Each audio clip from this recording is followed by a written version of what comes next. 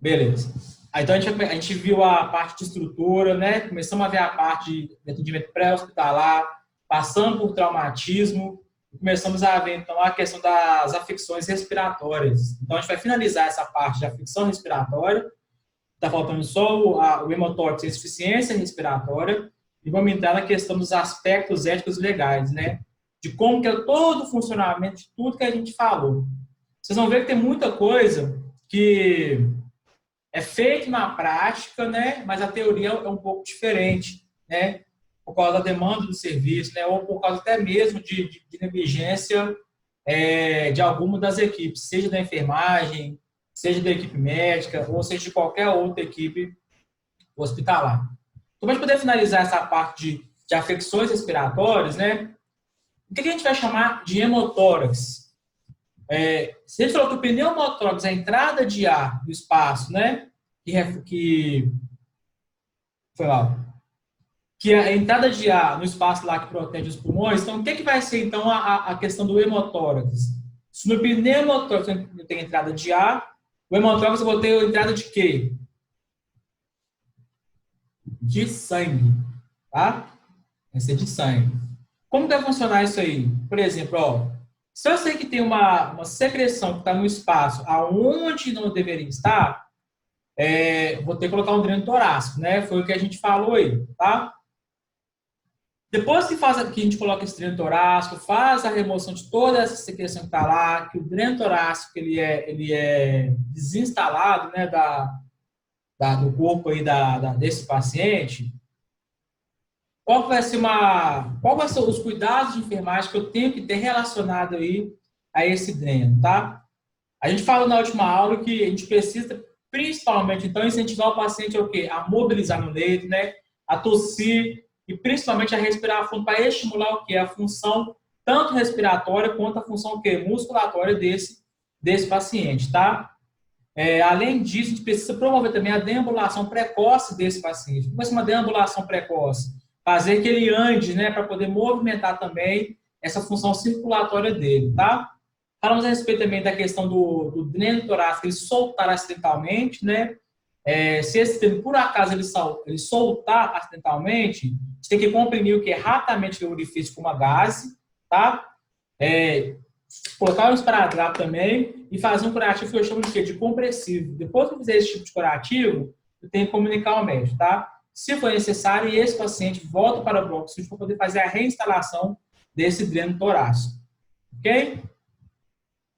Falando também da troca do soro d'água, né? Que é a troca justamente daquele ou do soro fisiológico ou da água destilada que fica dentro do frasco do dreno para poder mensurar se está saindo secreção ou se não está saindo a secreção aí também, tá?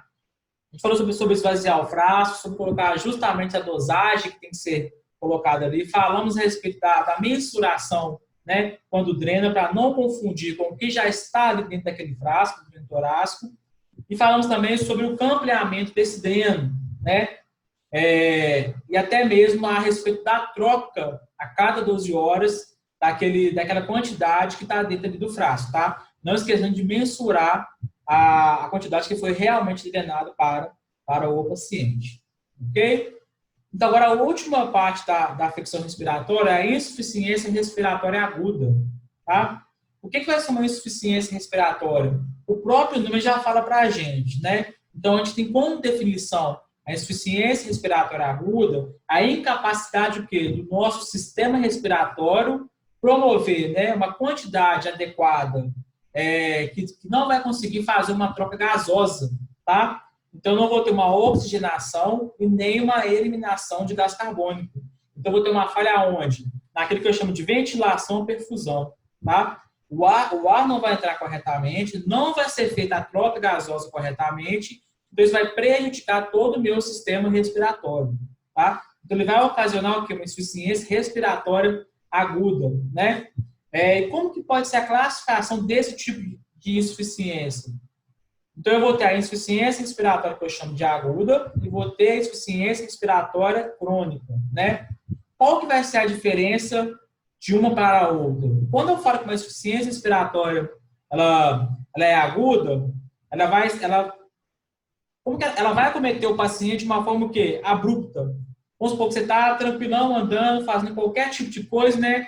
De repente você começa a sentir uma falta de ar, começa a dar uma dispneia, né? Então ela começa a desenvolver rapidamente, tá? E o seu organismo ele não consegue compensar o quê? Essa alteração funcional que o corpo está tentando fazer como prova de mecanismo de compensação, tá?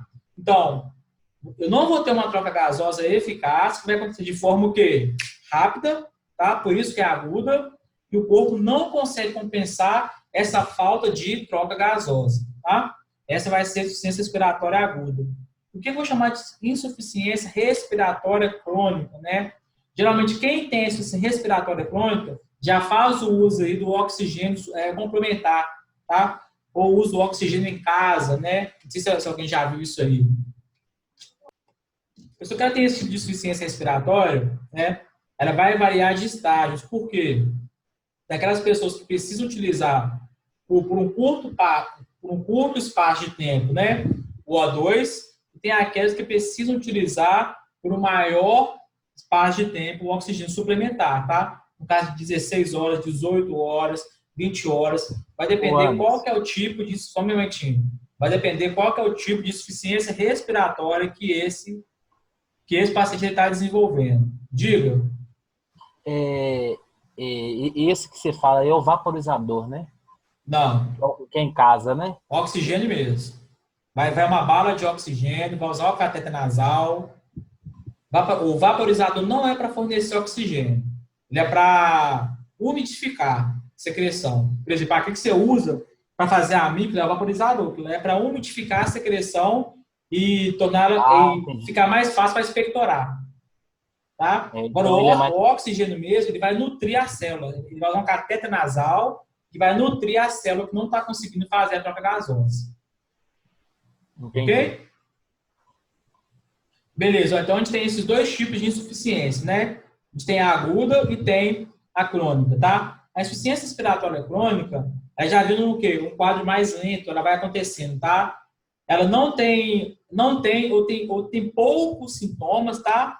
Porque os pulmões começam o quê? A desenvolver mecanismos compensatórios que eu vou chamar de eficiente. Então, ele vai começando a parar o quê? De funcionar, tá? Só que aí um tenta compensar o outro, tá? A falha de um, o outro tenta compensar. Então, eu vou sobrecarregar os dois pulmões, ok? Então, por isso que a respiratória crônica, o paciente ele precisa aí utilizar o oxigênio suplementar, tá? Aquilo que o meu corpo não consegue produzir, vou ter que usar pelo meio externo. Então, ele usa um cateter nasal durante um tempo, né? A maioria dos pacientes eles usam no período da noite, né, que é para dormir, onde o corpo está em repouso, gasta menos energia, então consegue nutrir mais, tá? Da mesma forma, existem alguns pacientes que usam na parte do dia, justamente pelo corpo gastar mais energia e não conseguir produzir o O2 necessário para nutrir tanto as células quanto o restante do sistema do corpo. Beleza? Aí, qual vai ser as causas, então, que pode ocasionar aí uma insuficiência respiratória? Quando eu falo de causa, quer dizer que qualquer condição que vai afetar nervo, né, o músculo que está ao redor do sistema respiratório, ou aqueles músculos até mesmo que controlam a respiração, né, eles vão causar um dano no sistema respiratório. Quando eu falo de dano, pode ser ocasionado também por algumas patologias, por exemplo, uma distrofia muscular, uma esclerose amiotrófica lateral, que é a ELA, qualquer tipo de lesão na medula espinhal. Tá? Então, esse tipo de situação eles podem ocasionar insuficiência respiratória. Tá? Uma outra causa é o quê? São os danos que vão acometer tanto os tecidos respiratórios quanto as costelas que envolvem ali o pulmão. Tá? Então, essa região torácica toda que é vascularizada. Né? Então, qualquer tipo de lesão que eu tenha em tecido, né, ou até mesmo aqui nas costelas que envolvem o pulmão, também vai ocasionar uma insuficiência respiratória. Problema da espinha também, né, a chamada escoliose, não sei se vocês já viram. Como sabe o que é escoliose aí? É o desvio da coluna para a esquerda ou para a direita? Justamente. Eu vou mostrar uma foto para vocês aqui.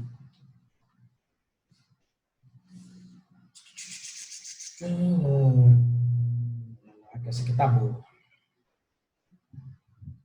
pegar uma real aqui para vocês verem.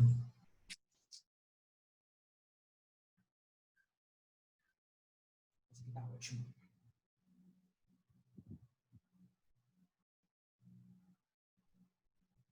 Olha só que doideira.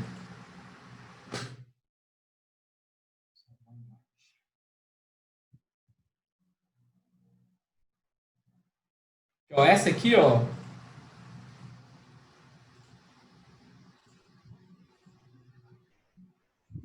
Essa aqui tá ideal.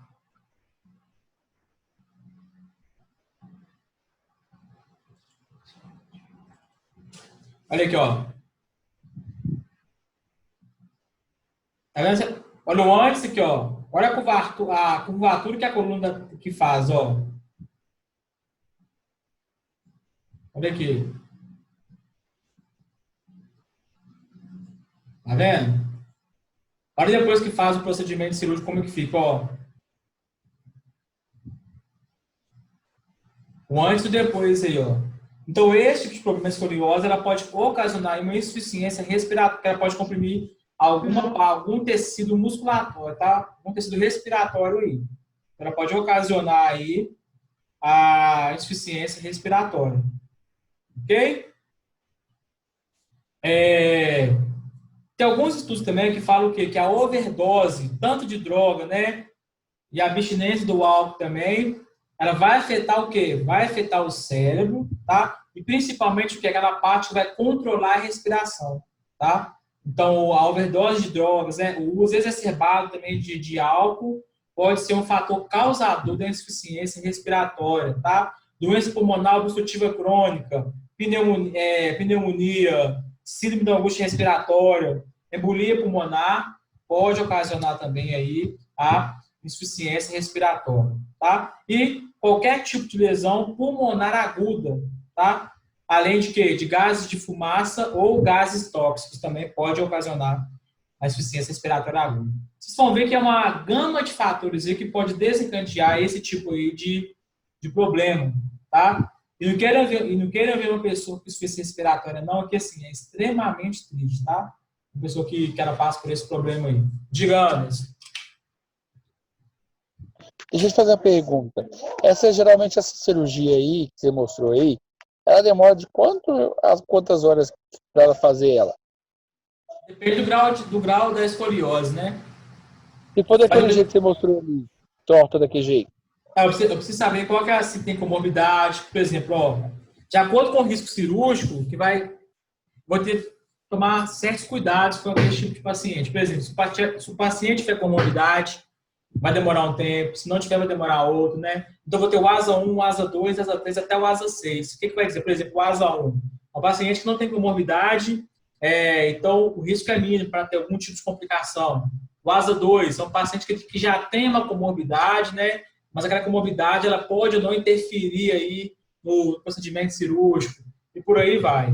Então, vai depender de N fatores para esse tipo de procedimento dar certo ou não dar certo, e até mesmo aí o tempo de demora da cirurgia, do procedimento. Então, se eu falar que dura umas 4 horas, 5 horas, não sei, pode demorar 4, 8, 5, 3, 6, né? É uma cirurgia de grande porte, porque tem que abrir, mexer na coluna, mexer em vértebra, acertar a vértebra, colocar prótese, colocar parafuso. Então, a gente já sabe que é uma cirurgia demorada, tá? E deixa eu te fazer outra pergunta. Essa cirurgia também, ela é com a pessoa desligada total? Ou é só aquela cirurgia, só aquela anestesia na coluna? O que você acha? O que você acha? Ela é geral? Geral por quê? Aí eu não sei. Vamos pensar. Se a gente está falando que a própria lesão na medula, lesão na espinha, né, na coluna cervical, ela ocasiona uma insuficiência respiratória, você acha que esse tipo de procedimento, que é um procedimento demorado, ele vai precisar de uma anestesia geral ou de uma anestesia local ou de uma anestesia que seja peridural? Eu acredito que é um procedimento invasivo, por isso tem que ser geral. Sim. Como é invasivo, você está mexendo numa vértebra, então, assim, eu acredito que possa ser geral. Não, é geral. Por quê? O que eu tenho que pensar? Primeira coisa, ó. Vou estar mexendo na coluna cervical, né? Se eu sei que qualquer tipo de lesão compromete a função respiratória, né? Então eu preciso preservar a via aérea, tá? Então, preservando a via aérea, eu posso mexer tranquilamente ali, porque vai ter alguém fazendo a função respiratória ali, tá? Vai ter esse paciente vai estar sedado e ventilação mecânica, vai estar entubado também, ok? Se eu estou dando anestesia geral, tá? Ele vai estar entubado, ok? E qual é a escala que eu vou utilizar? Esse paciente aí, Glasgow ou Hansai? Hansaio? Hansai. Paciente sedado, utiliza a escala de Hansai. Ok? Beleza, ó. Sinais e sintomas, né? O que pode ser característico de uma insuficiência respiratória aguda? Primeira coisa que a gente precisa pensar, antes de vocês responderem, é o seguinte, ó. Só lembrando que o sinal e o sintoma vai depender o quê? Da causa que tiver por trás, tá? Isso aí. Eu tenho que pensar primeiro o que está ocasionando, o que está levando esse paciente a ter uma insuficiência respiratória. Ok? Qual é o sinal e sintoma que eu posso ter de uma insuficiência respiratória?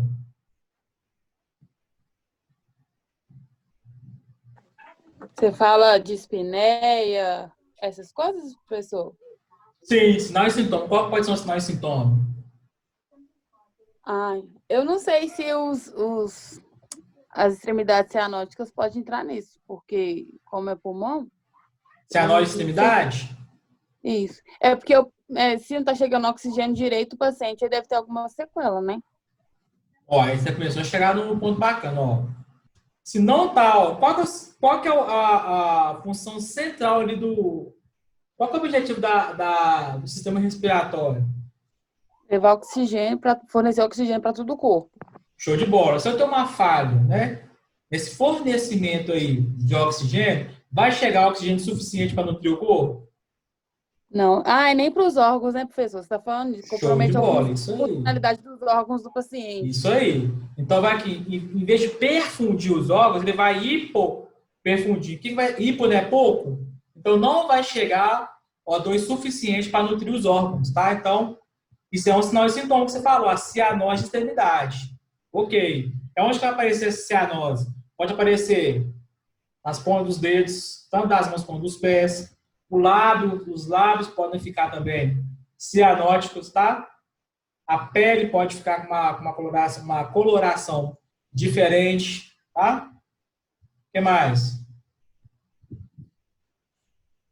Outra coisa importante, ó, por exemplo, não tá chegando ar suficiente, né? Ou está chegando o ar suficiente, mas não está conseguindo fazer a troca gasosa. Não é isso?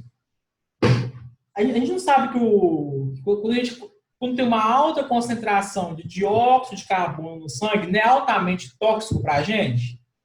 Uma alta concentração de dióxido de carbono quer dizer que o ar não está sendo o quê? Filtrado, não está tendo troca gasosa. Não é isso? Então, esse dióxido de carbono que está em alta produção ali, né? Ou está em alto nível, está exacerbado dentro do meu corpo, o que vai acontecer? Como ele vai intoxicar esse paciente, ele vai causar uma toxicidade severa para esse paciente, que ele pode ocasionar uma respiração rápida, né? E também a confusão mental, tá? Pelos níveis de toxina. Ele vai ter toxina no sangue. Isso mesmo, tá? O ar está entrando, não está conseguindo efetuar a troca gasosa, não vai conseguir perfundir os órgãos, né? Então, os órgãos vão ter o quê? Vai chegar a pouca concentração. O corpo vai tentar compensar aquilo ali, não vai conseguir compensar. Se não consegue compensar, vou sobrecarregar os órgãos. Então, vão começar a ficar cianóticos, né? O nível de toxicidade no corpo está maior, então vai para onde? Sistema nervoso central. Então, vou começar a tomar uma taquipneia, né? E vou ter também o que aí? Além de uma taquipneia, uma confusão mental, tá? Uma confusão mental quer dizer o quê? Que também não está chegando oxigênio suficiente no cérebro, além de estar o quê? Intoxicando, tá? Olha que doideira que é. Como é que o sistema respiratório ele começa a fazer uma junção sinistra aí, por causa de uma sobrecarga que foi para todo, foi de ordem sistêmica, né? Onde cada órgão está tentando compensar aquele outro que não está em pleno funcionamento, tá? E o corpo começa a acusar isso aí. Começa a dar uma série de sinais para poder tentar compensar esse tipo de questão, tá? Quando acontece esse tipo de coisa, qual que vai ser o mecanismo normal do ser humano? Primeira coisa, as pessoas começam a ter a própria insuficiência respiratória, tá? E uma outra coisa também que acontece é o quê? Algumas pessoas começam a ficar sonolentas, outras começam a ficar confusas e outras começam a perder a consciência pela falta de oxigênio, tá? Então, isso vai demandar de pessoa para pessoa, tá? Existe até casos que as pessoas elas podem desenvolver uma certa arritmia cardíaca relacionada a esse tipo de coisa aí, tá? Agora, o que eu tenho que pensar? Esses sinais e sintomas, né, da insuficiência respiratória só vai acontecer se o cérebro e o coração não estiverem recebendo o quê? Oxigenação suficiente, tá? Questão de prova, viu? Na insuficiência respiratória aguda, só vai ocorrer a sintomatologia se o cérebro e o coração não estiverem recebendo oxigenação suficiente. Brau! Pega a visão aí, pega o código.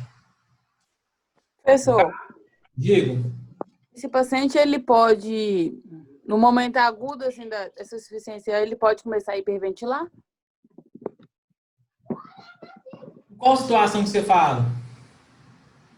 Por exemplo, vamos supor, esse paciente já está há muito tempo assim, nessa insuficiência respiratória, né?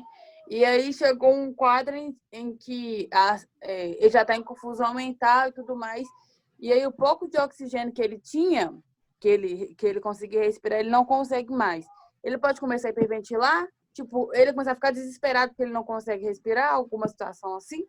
Na verdade, vamos para a parte fisiológica, né? Se não está tendo um oxigênio suficiente chegando ali, você acha que tem alguma chance dele hiperventilar, ficar desesperado? Porque ele vai desesperar mais pela dispneia, né? Ele vai tentar puxar o ar e não vai conseguir chegar, né? O que vai acontecer antes dele estar nessa hiperventilação aí? Pode ser que ele perca a consciência pela falta de oxigênio, tá?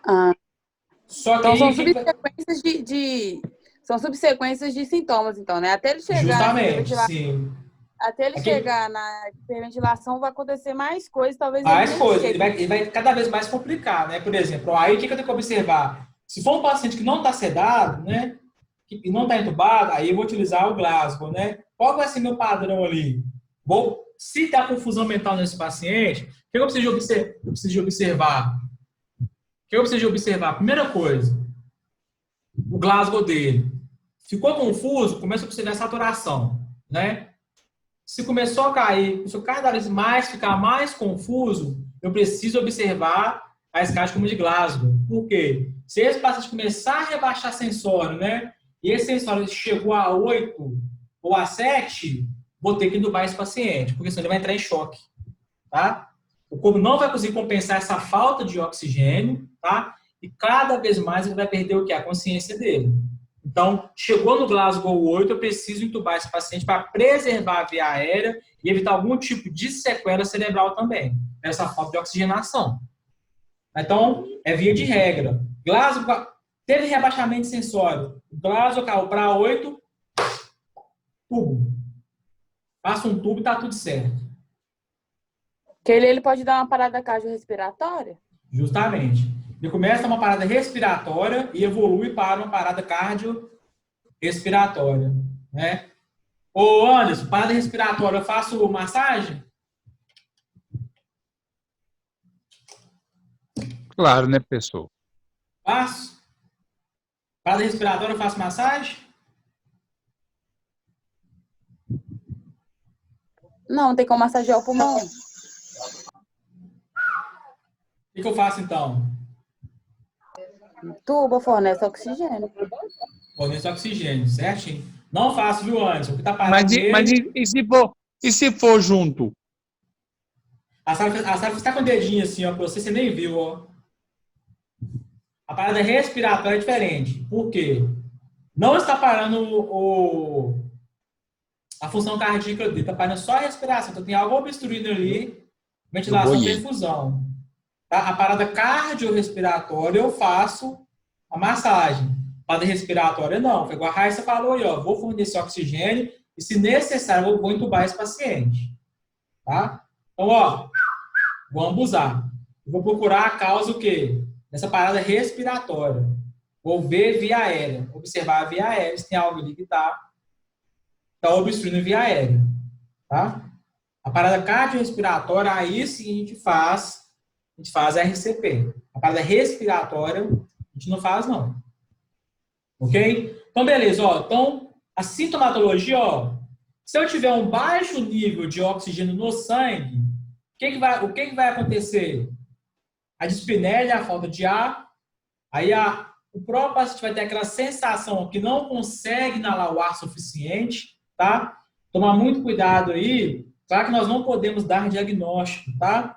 Tomar muito cuidado com a questão da dispneia suspirosa, tá? O que é uma dispneia suspirosa? É quando você está sob um forte estresse, né?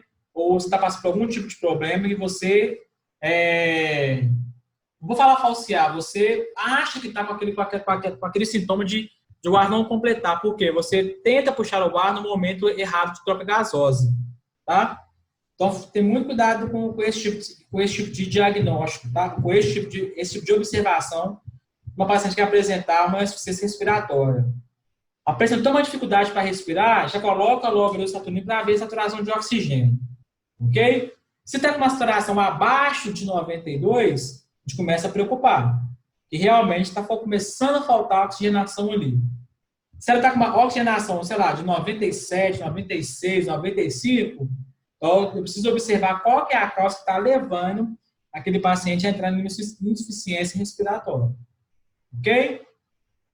Então, beleza. Ó, baixo nível de oxigênio no sangue, vou ter o quê? A falta de ar, dispneia, vou ter aquela sensação o quê? De que o ar não está completando, tá? Agora, além disso, se o nível de O2 estiver muito baixo ainda, acontece aquilo que a Raíssa falou, que é a cianose de extremidades, né? Ou a cianose também nos lábios, na pele, nas unhas, ok? E também pelo fato da pessoa ter o quê? Apresentar a própria insuficiência respiratória, começar a ficar sonolenta, perder consciência, tá? Ou até mesmo desenvolver uma arritmia cardíaca. Só lembrando que os sinais e sintomas só começam a aparecer, né, ou só vão aparecer se o coração e o cérebro não estiverem recebendo oxigênio suficiente para nutrir. Tá? Se não está recebendo oxigênio, nutrientes, se o cérebro e o coração não estão recebendo nutrientes, oxigênio suficiente para nutrir o restante do corpo, aí começa a aparecer a sintomatologia da insuficiência respiratória. Ok? Dúvidas até aqui? Podemos tacar aquele pau. Vamos que vamos, vamos que vamos. E aí? Dúvidas ou não? Até agora tá de boa, professor. Na hora da prova, né? Como sempre. Beleza, então, ó. Agora entra uma outra parte importante, fazer o diagnóstico da insuficiência respiratória, né? Como vai ser feito esse diagnóstico aí? Primeira coisa que o médico vai fazer vai ser o quê? Vai basear... Nós paramos aonde? No diagnóstico, né? Então, beleza, ó. O que vai basear o diagnóstico, né, da insuficiência respiratória? Primeira coisa, histórico médico. Então, vou procurar a história pregressa, né? Aquilo que a sintomatologia que esse paciente já teve, tá? Vou procurar a história da moléstia atual, aquilo que levou aquele paciente para uma consulta, né? Ou para uma internação, tá? O exame físico desse paciente e resultado do quê? De alguns testes, tá?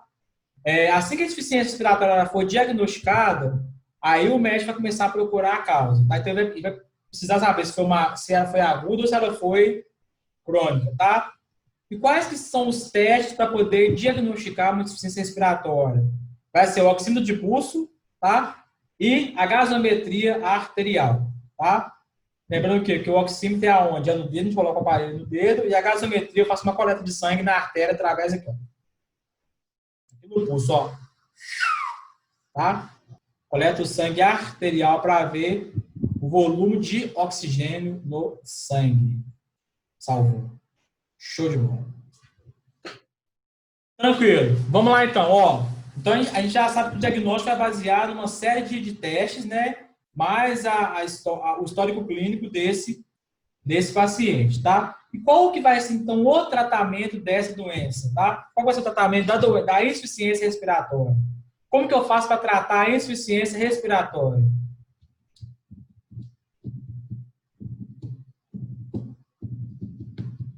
E aí? Como que eu faço para tratar a insuficiência respiratória?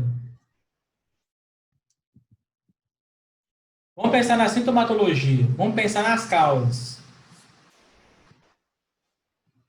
E aí? A pessoa vai estar com falta de ar, né? Aí vai ter que fazer exames, passar por medicações. Ó, vamos por partes. Vamos por partes. Se ela está com uma falta de ar, o que eu preciso fazer? Falta de ar. Está com falta de ar. Tudo aí, No caso aí, o tratamento já vai ser em casa, né? Depende. Ela já recebeu alta? Não, Não, né? vamos pensar, vamos por gravidade, ó. Primeira coisa, se está faltando oxigênio, né, para esse paciente, está uma insuficiência respiratória, vamos dar esse paciente para casa com insuficiência respiratória? Não, então, no caso aí, ele vai continuar num tratamento entubado, com respirador. Não, nem sempre. Nem sempre. O que eu preciso fazer? Por exemplo, o tratamento. Se ele está com uma falta de ar, eu preciso fornecer o quê? Oxigênio para ele, tá? Então, eu preciso o quê? Tratar a causa que está ocasionando aí essa insuficiência respiratória. Eu preciso reverter a causa base, tá? E, principalmente, se ele está com uma insuficiência respiratória, eu preciso fornecer o quê? Oxigênio para esse paciente, ok? Eu preciso nutrir célula.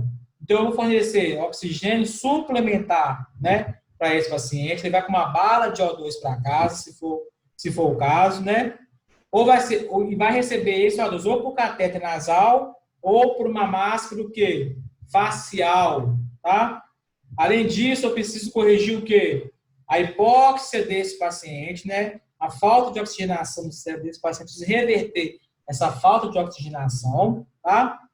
E preciso também o quê? Aliviar o trabalho da musculatura respiratória desse paciente, tá? Então, eu preciso reverter aquilo que está ocasionando a insuficiência respiratória para esse paciente, tá? Só nós temos que pensar assim, ó. O que a gente tem que pensar? Qualquer tipo de doença que acomete, eu preciso saber a causa que está levando aquela doença ali. Eu só vou conseguir acabar com determinada doença a partir do momento que eu tratar a causa que está levando para aquela doença, tá? Então, eu preciso tratar a causa primeiro para entender o dano da doença base da oxigênio. Show de bola, Sara, isso aí. Cuidado daquilo que está ocasionando ali qual que é a causa base da insuficiência respiratória. Ok? Então, eu sempre vou tratar a causa da doença para tentar acabar com a doença ali. Beleza? Dúvidas? Insuficiência respiratória? Ou só quando chegar à prova? A cara da Paloma, tipo assim, eu, hein? Cara doido. Tá sem áudio, Paloma.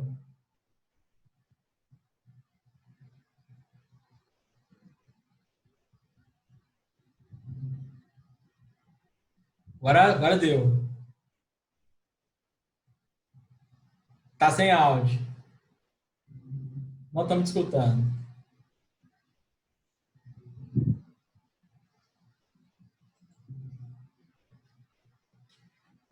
E deu ruim pra você aí, ó. Escutando você não.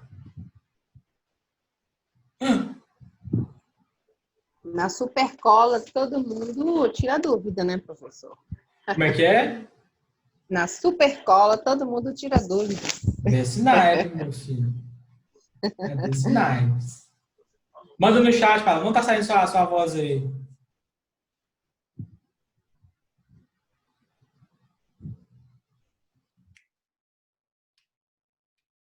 Depois eu vou mostrar para vocês a gravação. Vai aparecer só a Sara e a Paloma, viu? Na gravação. Vocês estão tudo no oculto aí, ó. Não aparece vocês, não. Por quê? Como assim? Não sei. Só quem tá com o vídeo aberto que aparece na gravação. Olha aqui. Você tá me vendo? Que isso, Morcego? Morcegando, Raíssa. Só o dente, ó. Só o dente. O vídeo não aparece, não. Agora apareceu. Acenderam a luz aí. Mas na gravação não aparece, não. Fica tudo como se fosse, por exemplo. É como se não ficasse tudo preto e aparecesse só os quadradinhos que tá aberto. Entendeu? Depois eu vou colocar áudio lá pra você ver na aula de hoje, né? Depois que eu postar lá. Eu vou colocar o link lá na plataforma, tá? Da aula pra vocês. Eu assisti gravar. já. Mesmo. Parece que só tem 3 canal. É isso mesmo. Até eu entender se eu achei que tava dando pau nos negócios. Eu falei, véi, esse negócio que raiva dando pau nesse trem, não aparece nada. Depois que eu fui ver que era isso. Tá, vamos lá. Dúvida aí, pessoal, ou não? Podemos dar sequência aí? Vou ficar assim agora. Fechou. Vamos iniciar a matéria nova. Pedi que é a prova, Sara? Que eu não sei, que você falou aí. Segunda semana 16 a 20 de novembro. Então, tudo que nós... É a última prova, né? Então, tudo que a gente vê daqui para frente agora é a prova de 30. Entendi. Mas você vai passar alguma prova? Hã? Você vai passar alguma prova? Só a prova de 30 agora. 30. A prova de 30. Bom, então, ó, a gente vai começar agora a falar dos aspectos legais da urgência, tá? Por que aspectos legais? Vocês vão ver que tem um monte de coisa que a gente faz, né? Que a gente comete e que a gente nem sabe que tá fazendo errado, tá?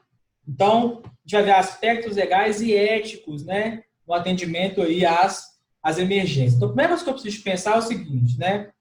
O que é um aspecto ético, né? O que é uma coisa ética para a gente? A primeira coisa que eu preciso pensar é que a gente tem princípios e valores, né? Nem sempre meu princípio e meu valor é igual, por exemplo, o princípio e valor da Raíssa, ou é igual ao princípio e valor da Paloma, tá? Então, o que a gente tem que pensar? Toda vez que eu lido com o público, que eu mexo com o público, principalmente, né? Nós que estamos na área da saúde, né? E a maioria das vezes que a gente vai fazer um atendimento a uma pessoa que necessita de um cuidado, a pessoa nem sempre vai estar ali com uma, digamos ali, com uma certa forma de educação, tá? Por quê? Vamos tratar justamente o problema da pessoa, tá? Então vai ser muito comum os próprios pacientes chegarem para até a nossa instituição, ou até mesmo aí para o atendimento, extremamente nervosos e com os nervos à flor da pele, tá? Aí vai ser o nosso diferencial, saber diferenciar esses tipos de situação, tá? Para não cometer uma falha que a gente chama de uma falha ética ou de uma falha em algum aspecto legal, onde tanto o paciente, né, quanto a equipe de saúde, ela tem direitos e deveres. Então, a gente vai começar a entender essa questão do aspecto ético legal. O que a gente precisa de fazer, né? A gente sabe que a ética ela tem alguns conceitos diferenciados, né? Ou algumas formas de diferenciar os pensamentos. Por exemplo, ó, quando está relacionado à ética, eu também sei que é uma parte da filosofia, tá? E essa parte da filosofia, que é a parte ética, ela vai investigar o quê? Princípios que ora vão motivar, ora vão distorcer, ora vão disciplinar, ou até mesmo orientar o comportamento que de determinado ser humano.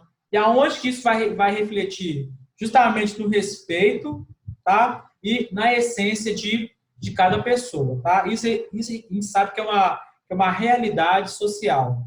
Agora imagine se todas as pessoas fossem iguais. Que chato que seria. Imagina se tivesse aí 3 Clésios, 50 Anderson. O negócio ia ficar bagunçado, tá? Por isso que as pessoas, elas são diferentes, tá? Então, a gente vai trabalhar com N perfis de pessoas, tá? Vamos tratar com N jeitos de pessoas, tá? Vamos tratar com N conceitos relacionados ao respeito e ao princípio de determinada pessoa. A gente precisa saber respeitar de todo mundo, inclusive fazer que as pessoas também elas respeitem os nossos princípios também, tá? Principalmente os nossos princípios éticos. Da mesma forma, quando a gente fala que alguma coisa é ética, a gente pode partir do pressuposto, do conceito aqui, que vai ser um conjunto de regras, tá? E preceitos de ordem que tem valores e morais, tá? Quando eu falo que são valores e morais, e daquela questão que vocês viram lá no começo, quando vocês foram ver ética lá com o Bruno, que é aquela confusão de o que é um valor moral para um, o que é um valor moral para outro. E a gente sempre usa aquela figura, né? Aquela figura da praia, né? Onde tem, de um lado, tem as brasileiras de biquíni, do outro lado tem as muçulmanas com aquelas burcas lá, no mesmo local, né? São pessoas diferentes no mesmo local com pensamentos o quê? Totalmente opostos um do outro, né? Onde as brasileiras falam que as muçulmanas, elas vamos falar que infringe a ética, né? Mas é diferente do modo de elas enxergar, porque um local onde você deveria estar legalmente despido, né?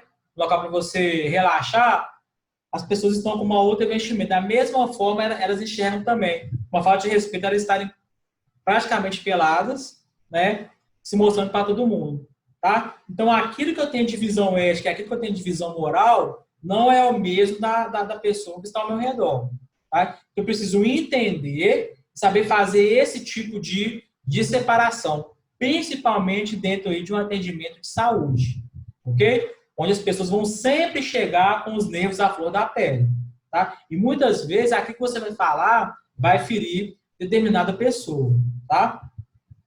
Então, beleza, ó. Quando eu faço atendimento de emergência, a gente já sabe que a emergência não posso esperar. Então, vai constituir o quê? O atendimento de emergência. A gente pode dizer que o atendimento de emergência é um atendimento de forma especial, ou em caráter o quê? Especial, tá? Por quê? Porque vão ser precisos tomar decisões, tá? Que vão resolver ou não o quadro de pessoas que estão necessitando de cuidado naquele momento num curto espaço o quê? De tempo, tá? Eu costumo falar que médico não escolhe paciente, nem paciente escolhe médico, tá? Se tratando no caso de emergência, tá?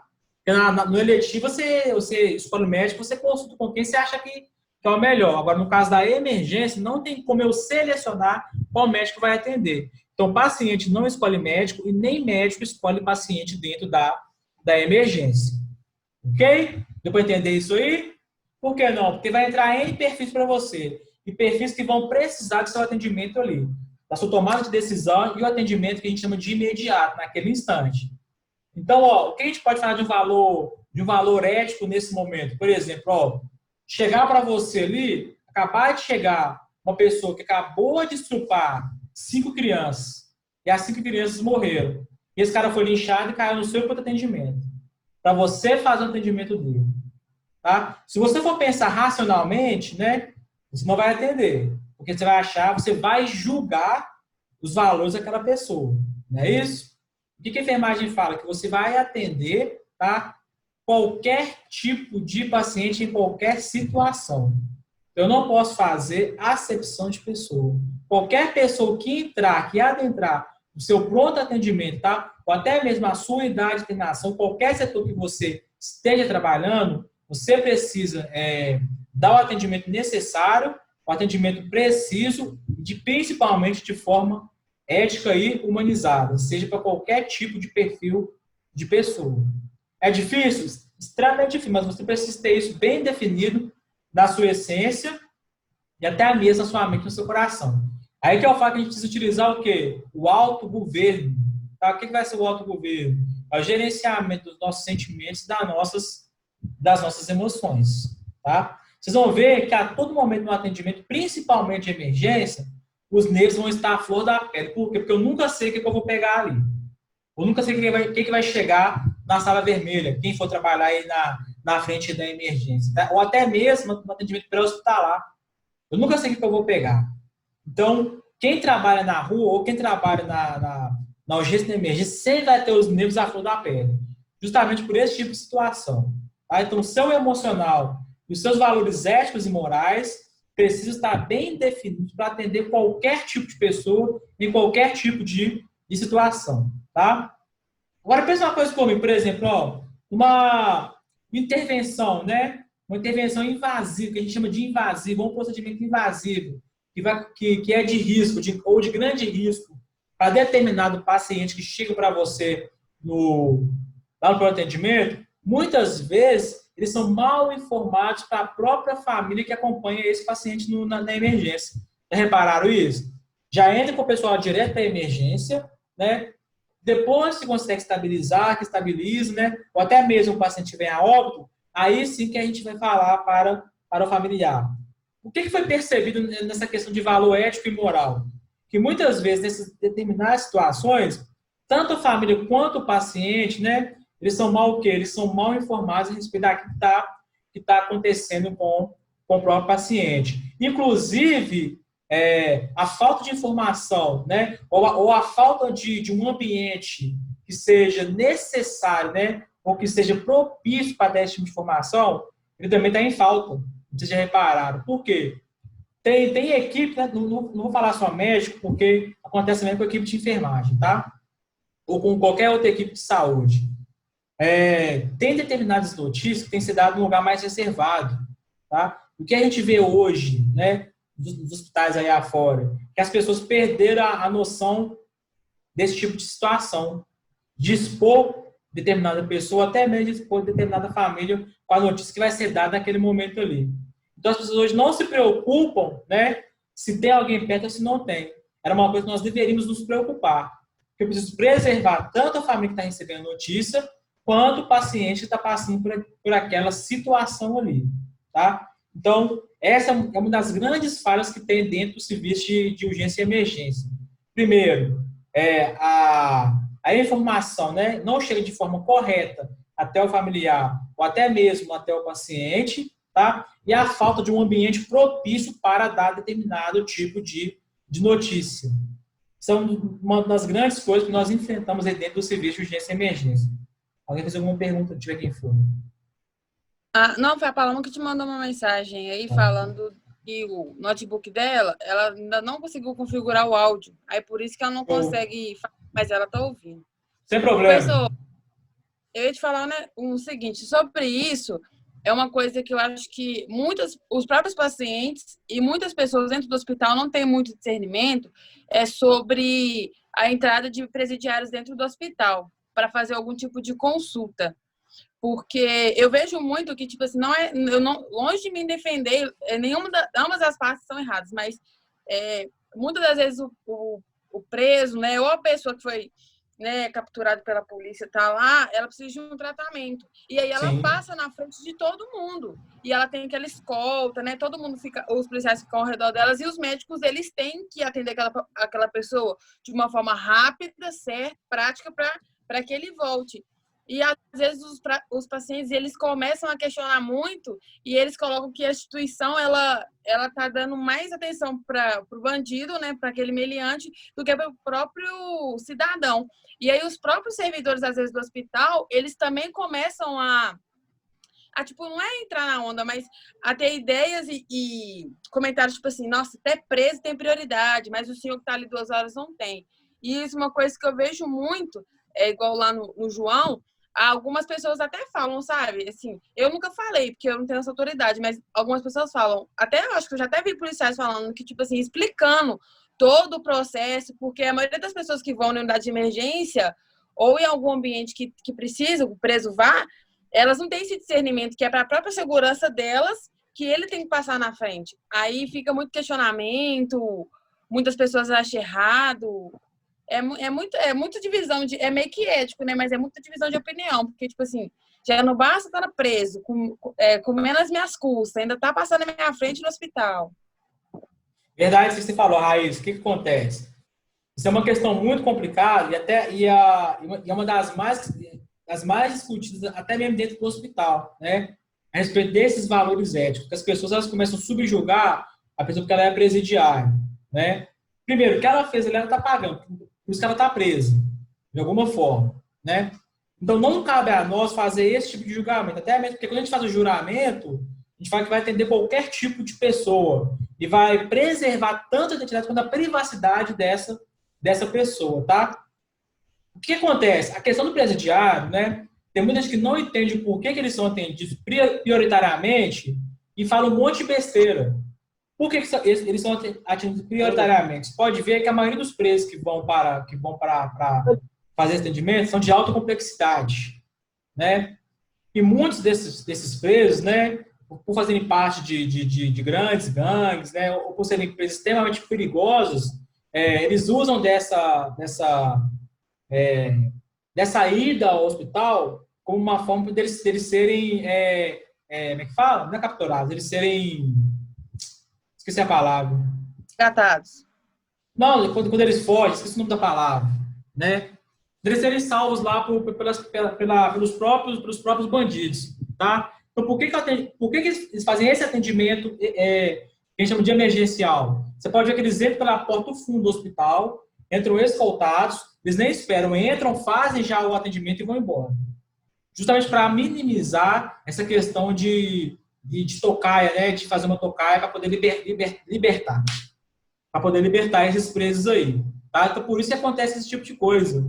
Pode ver, passa na frente de todo mundo. Geralmente, os hospitais têm um médico específico para isso, né? Para poder fazer esse atendimento, né? Ou direcionar alguém, sabe que vai... Porque as consultas, elas são previamente agendadas, né? Quando é alguma coisa de mais urgência, o próprio presídio já liga para o hospital informando que está chegando um preso lá. Então, a equipe já mobiliza, já define quem que é o médico que vai atender, justamente para ele não ter essa espera e nem colocar em risco a vida de outros cidadãos, tá? É por causa disso que fazer esse tipo de atendimento. Então, se você vê um preso chegando lá sendo atendido, é para não colocar a sua vida em risco também. Porque pode acontecer, gente, bandido que quando quer resgatar o outro bandido, eles não querem nem saber quem que tá do lado, não. Se tiver que matar, os caras vão matar. Sacou? Então, o que o pessoal faz demais? Em vez de ficar de boa, né? Até mesmo para não constranger a pessoa, porque até mesmo nessas situações, não sei se vocês concordam, a gente precisa se colocar no lugar do outro também, né? Às vezes o cara cometeu aquilo ali, arrependeu, né? E tá pagando por aquilo ali. Como também tem gente que não arrepende do que faz. Mas da mesma forma, a gente precisa se colocar no lugar do outro, tá? A gente nunca sabe o que a gente vai passar lá na frente. Então, a gente precisa entender que existem questões justamente éticas, né? Nesse caso, uma questão ética, né? De atender o presidiário para não colocar em risco, né? A própria equipe de segurança que está fornecendo aquela segurança para ele aí, e até mesmo o cidadão de bem que está ali para uma consulta, ou até mesmo para visitar ali um familiar, tá? Então, isso acontece direto no hospital público, no João, no HC, tá? Então, isso acontece direto em qualquer tipo de hospital, tá? Então, é comum acontecer. Você já deve ter presenciado demais lá o Raiz, lá dentro. Porque toda hora chega, toda hora sai, todo dia vem, e não tem horário. Professor, e o que mais me chama a atenção é que, tipo assim, a estrutura que eles montam, igual você falou, é muito, não é tipo 2 ou 3 policial, dependendo do nível de periculosidade daquela pessoa, é muito policial. Tem vezes que, tipo assim, eu passo no corredor, tem 6, 7 policial e é muito bem armado mesmo. Sim. Tipo assim, tá com a arma já daquele jeito. Se vir, vai tomar. É muito... E, tipo assim, ao ver... Aquilo ali é para minha segurança também. Sim. Porque se o preso surtar lá dentro, quiser fazer um refém também, ninguém sabe, né? Você pode ver que eles são instruídos o quê? É sempre olhar para baixo. Eles não olham, é só olhar para o chão e caminhar. Não pode conversar. Tanto que quando, por exemplo, chega lá para consultar, o médico está atendendo alguém, eles põem o cara virado para a parede, com a cara para a parede, e olhando para baixo. Tá? Para não confrontar ninguém e não identificar ninguém. Tá? Então, por isso que é feito esse tipo de situação dentro aí do próprio hospital. Tá? Além desse problema que nós estamos relatando, que até a própria mesma Raíssa falou, essa questão do preso, a gente entender essa questão ética do presidiário dentro dos hospitais. Então, outro problema que é o quê? Que é da superlotação, né, dos hospitais, e até a mesma carência de recurso, né? Recurso material para poder fornecer um atendimento de qualidade para a população ali. Se a gente for pegar por base essas questões de superlotação, a gente vê que a falha vai começar lá na atenção básica, né? Por quê? Tem pacientes que deveriam ser atendidos na atenção básica, deveriam ser cuidados na atenção básica, né? Que não estão tendo atendimento necessário e estão sendo encaminhados direto para um hospital, né? Ou até mesmo para um atendimento. Por isso que está havendo essa superlotação. Para complicar ainda mais a falta de recurso para poder fazer um atendimento de qualidade e ser no Brasil inteiro, tá, gente? No Brasil inteiro.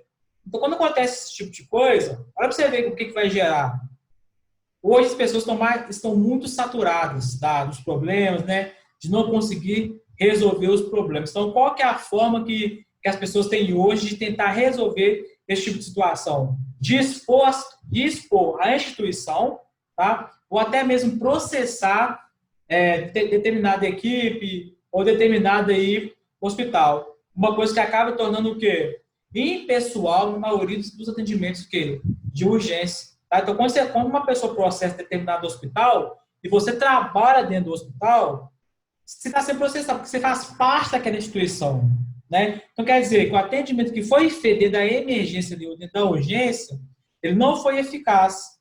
Então, quem que vai ser culpado por aquilo ali? Não vai ser fulano, esse problema, mas vai ser o quê? Toda aquela equipe que trabalha dentro ali daquele setor. Tá? Então, por isso que hoje a gente está muito esperto com essa questão da visibilidade, né? Essa questão das tomadas de decisão, essa questão da exposição de determinadas pessoas para evitar esse tipo de transtorno. Tá? Outra coisa também que vem muito à tona, né? Hoje, eu acredito que tem diminuído um pouco, né? Porque foram tomadas decisões drásticas e sérias, né, de punição para o profissional. A questão de pessoas que são consideradas famosas pela mídia, são os famosinhos aí, né, que é um cidadão comum como qualquer outro, como eu e você, e o cara perder a privacidade dele no atendimento de emergência. Tá? Então, a gente vê muito isso aí. A gente pode citar o exemplo daquele menino que morreu, daquele cantor que morreu lá, ó, que vazou as fotos dele do necrotério, sacou? Olha pra você ver. Olha, se for pegar como é que chama? Cristiano Araújo. Esse moleque aí. Olha pra você ver, se a gente for pegar a questão ética, né? Olha o tanto de infração que as equipes cometeram mediante a isso aí, né?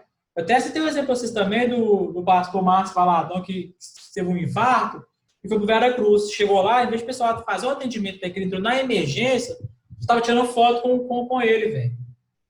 Entendeu? Então, a gente tem que mirar esse tipo de coisa.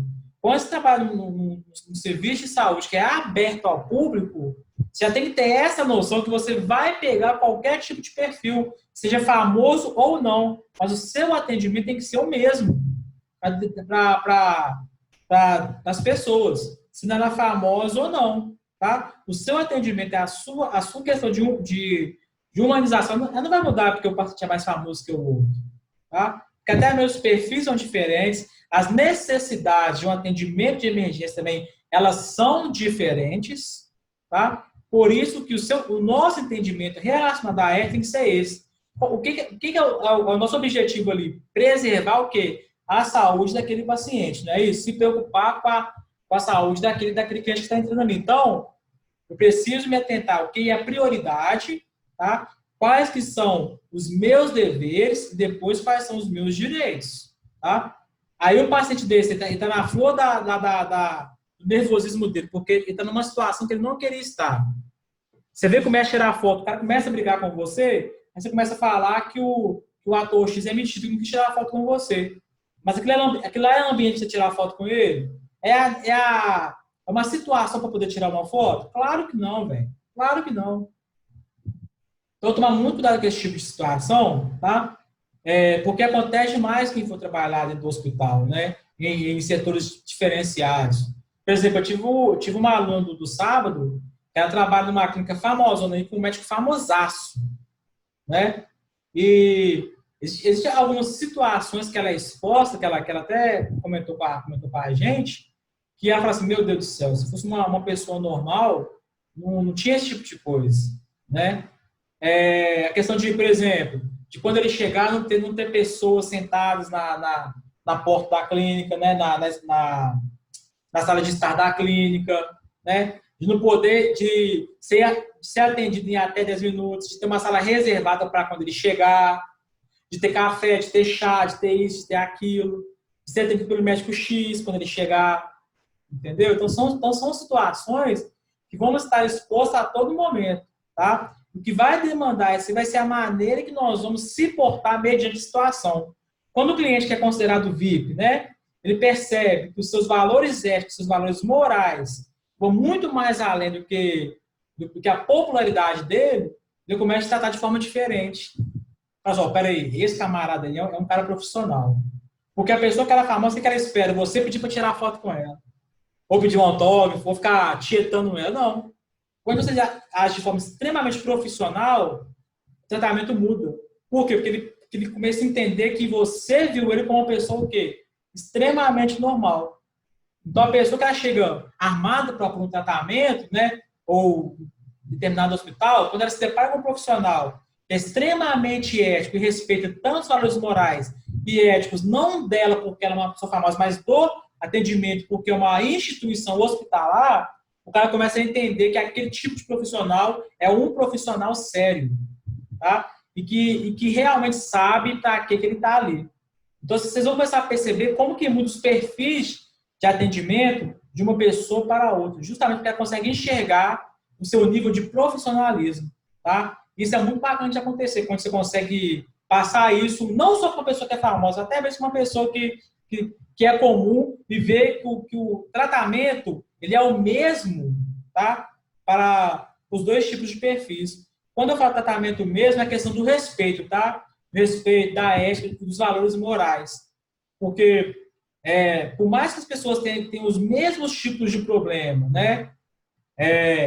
E tem as mesmas situações, ainda assim, o tratamento ele é individualizado e é humanizado para diferentes tipos de pessoas. O que a gente não pode perder é justamente essa essência o quê? De saber que eu sou um profissional de saúde e que eu tenho que cumprir com os meus direitos para depois eu cobrar os meus... eu tenho que cumprir com os meus deveres, tá? Para depois cobrar os meus direitos. Só que muito profissional ele faz ao contrário. O cara quer saber só os direitos dele, mas os deveres ele não quer cumprir nenhum. Então isso dá choque, tá? Até mesmo entre as equipes. Alguém quer falar alguma coisa aí? Eu. Não falo nada a aula toda, né, professor? Nunca falo. Eu ia falar o seguinte, você está falando de a gente ser imparcial na hora de atender o paciente. Isso também ajuda até quando, por exemplo, vamos supor, né? Eu gosto muito de emergência, particularmente, da área de emergência, de pronto atendimento. E lá é um ambiente que você tem que ter agilidade, mas você também tem que ter atenção e cautela com o paciente.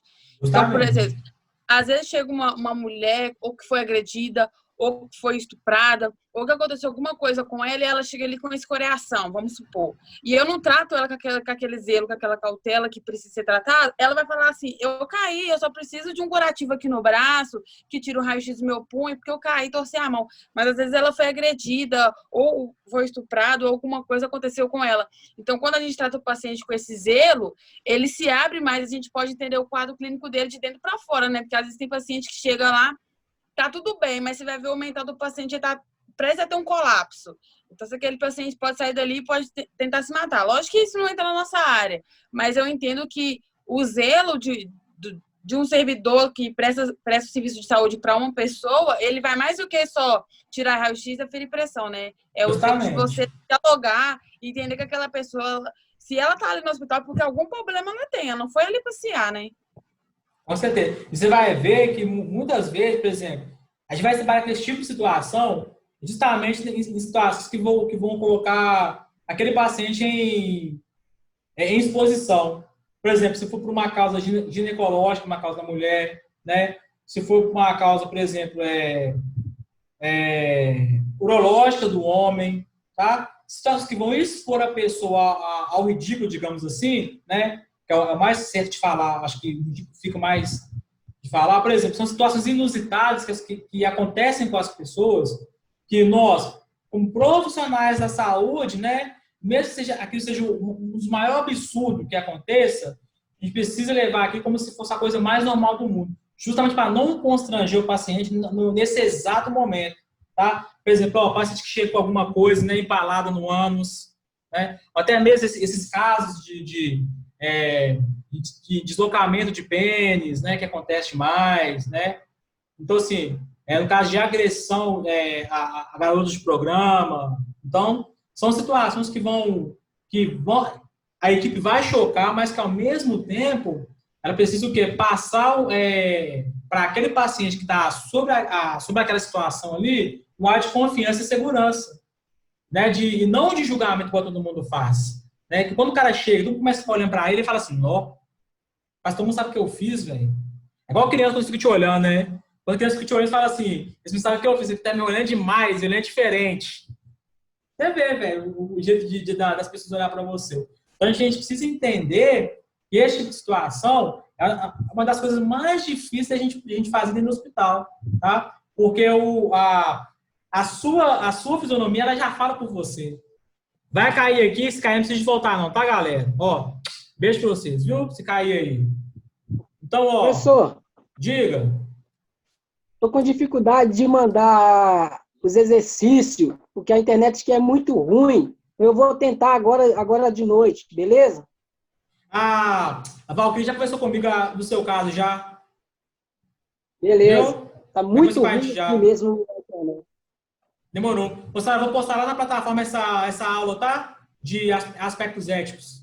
Beleza? Acho que nós temos mais um minuto ainda para trocar ideia. Então, ó, quem for trabalhar em hospital particular de Belo Horizonte, vocês vão se deparar todos os dias com pessoa famosa, que não aparece na mídia porque não quer expor o problema, mas você que vai gerenciar o cuidado para ela. Entendeu? Se você pegar atriz global, se não pegar jogador de futebol, tem uma